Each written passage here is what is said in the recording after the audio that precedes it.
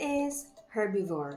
Those are plant-eating animals. Ibig sabihin, sila yung mga hayop na kumakain ng halaman at tanging halaman lamang. Halimbawa, baka, kalabaw, kambing, kabayo.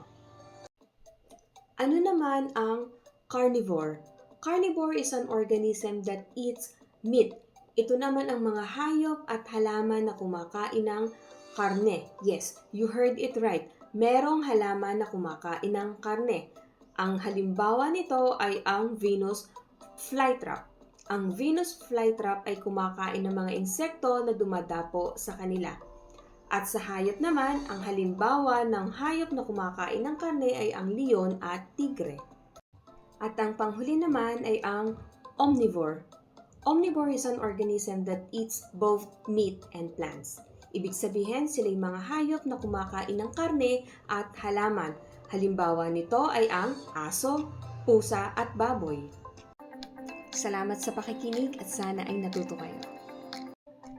For more learnings and tutorials, follow me at Maestra Benita Vlogs. Thank you!